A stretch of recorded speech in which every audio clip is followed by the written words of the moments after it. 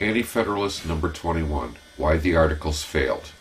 This essay is composed of excerpts from Sentinel, letters appearing in the Philadelphia Independent Gazetteer October 5th and November 30th, 1787.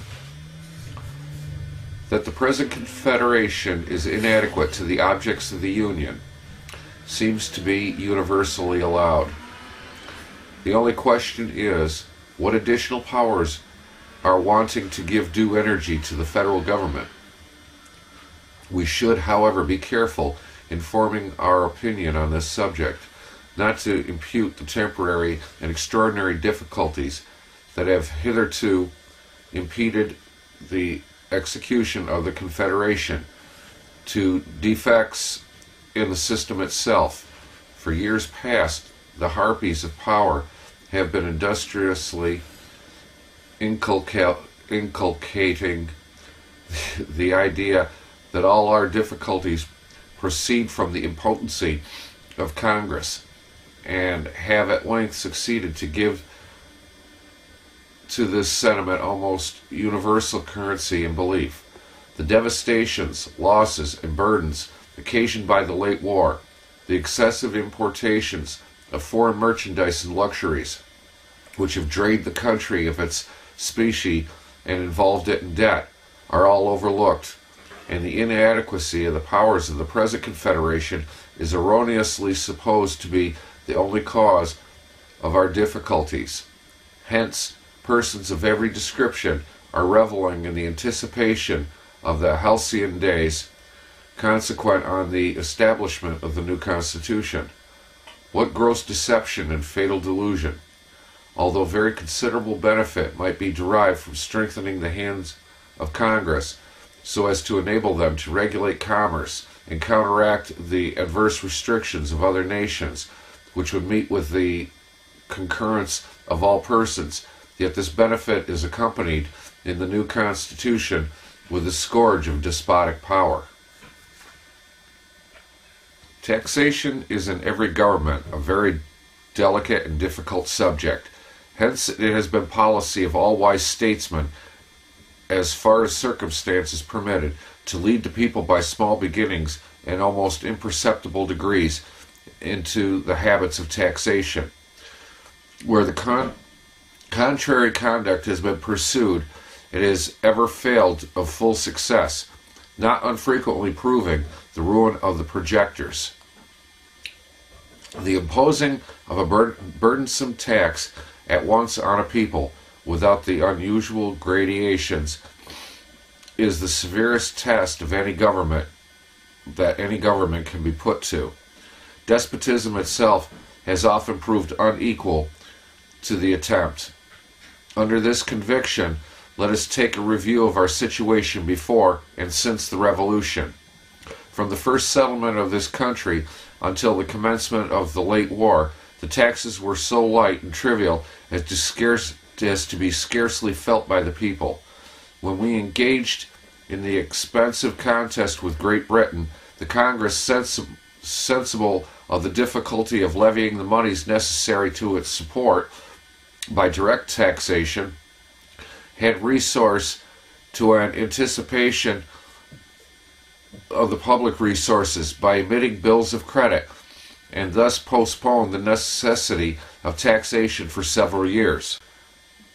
This means was pursued to almost ruinous length, but about the year 80 or 81 it was wholly exhausted.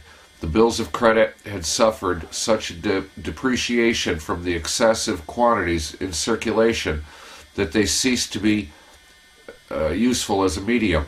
The country at this period was very much impoverished and exhausted. Commerce had been suspended for near 6 years.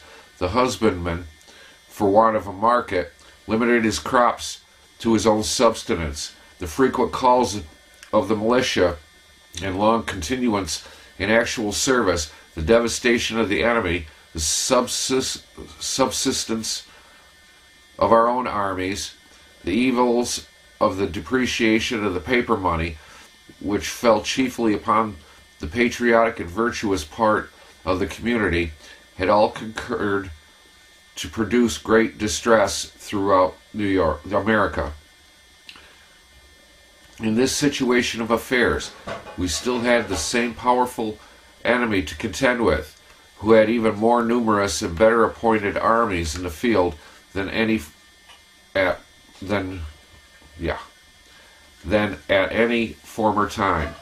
Our allies were applied to in this exigency, but the pecuniary assistance that we could procure from them was soon exhausted. The only resource now remaining was to obtain by direct taxation the monies necessary for our defense. The history of mankind does not furnish a similar instance of an attempt to levy such enormous taxes at once, nor of a people so wholly unprepared and uninured to them. The lamp of sacred liberty must indeed have burned with unsullied luster.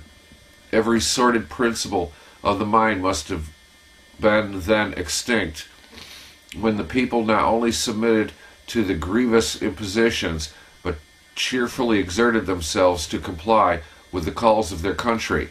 Their abilities, however, were not equal to furnish the necessary sums. Indeed, the requisition of the 1782 amounted to the whole income of their farms and other property, including the means of their subsistence. Perhaps the strained exertions of 2 years would not have sufficed to the discharge of this requisition. How, then, can we impute the difficulties of the people to a due compliance with the requisitions of Congress, to a defect in the Confederation? Any government, however energetic, in similar circumstances, would have experienced the same fate. If we review the proceedings of the states, we shall find that they gave every sanction and authority to the requisitions of Congress that their laws could confer, that they attempted to collect the sums called for in the same manner as proposed to be done in future by the general government instead of the state legislatures. The wheels of the general government have been thus clogged, and the arrearages of taxes still accumulating. It may be asked, what prospect is there of the government resuming its proper tone unless more compulsory powers are granted? To this it may be answered that the produce of imposts on commerce, which all agree to vest in Congress, together with the immense tracts of land at their disposal, will rapidly lessen and eventually discharge the present encumbrances.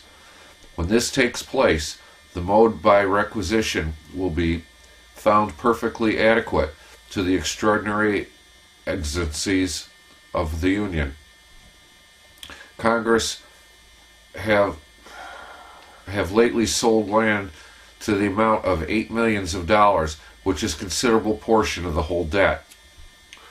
It is to be lamented that the interested and designing have availed themselves so successfully of the present crisis, and under the spacious pretense of having discovered a panacea for all the ills of the people, they are about establishing a system of government that will prove more destructive to them than the wooden horse filled with soldiers did in the ancient times to the city of Troy. This horse was introduced by their hostile enemy, the Grecians, by a prostitution of the sacred rites of their religion. In like manner, my fellow citizens are aspiring despots, young among yourselves, prostituting the name of a Washington to cloak their designs upon your liberties. I would ask, how was the proposed Constitution to have showered down those treasures upon every class of citizens, as has been so industriously inculcated and so fondly believed by some? Would it have been by the addition of numerous and expensive establishments, by doubling our judiciaries, instituting federal courts in every county of every state, by a superb presidential court, by a large standing army, in short, by putting it in the power of the future government to levy money at pleasure in placing this government so independent of the people as to enable the administration to gratify every corrupt passion of the mind, to riot on your spoils without check or control? A transfer to Congress of the power of imposing posts on commerce, the unlimited regulation of trade, and to make treaties, I believe, is all that is wanting to render America as prosperous as it is in the power of any form of government to render her. This, properly understood, would meet the views of all the honest and well-meaning. What gave birth to the late Continental Convention?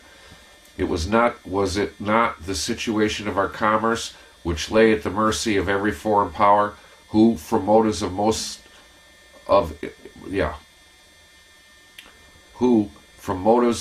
interest or enmity, could restrict and control it without risking a retaliation on the part of America, as Congress was impotent on this subject? Such indeed was the case with respect to Britain, whose hostile regulations gave such a stab to our navigation as to threaten its annihilation. It became the interest of even the American merchant to give a preference to foreign bottoms. Hence, the distress of our seamen, shipwrights, and every mechanic art dependent on navigation. By these regulations, too, we are limited in markets for our produce. Our vessels were excluded from their West India islands. Many of our staple commodities were denied entrance into Britain. Hence, the husbandmen were distressed by the demand for their crops being lessened and their prices reduced. This is the source to which may be traced every evil we experience, that we can be relieved of a more energetic government. Recollect the language of complaint for past years. Compare the recommendations of Congress founded on such complaints, pointing out the remedy. Examine the reasons assigned by the different states for appointing delegates to the late convention. View the powers vested in that body. They all harmonize in the sentiment that the due regulation of trade and navigation was the anxious wish of every class of citizen, was the great object of calling the convention. This object being provided for by the Constitution, proposed by the General Convention, people overlooked and were not sensible of the needless sacrifice they were making for it, allowing for a moment that it would be possible for trade to flourish under a despotic government. Of what avail would be a prosperous state of commerce when the produce of it would be at the absolute disposal of an arbitrary, unchecked general government, who may levy at pleasure the most oppressive taxes, who may destroy every principle of freedom, who may even destroy the privilege of complaining? After so recent a triumph over British despots, after such torrents of blood and treasure have been spent, after involving ourselves in the distresses of an arduous war, and incurring such a debt for the express purpose of asserting the rights of humanity, it is truly astonishing that a set of men among ourselves should have had the effrontery to attempt the destruction of our liberties, but in this enlightened age, to dupe the people by the arts they are practicing is still more extraordinary. Sentinel.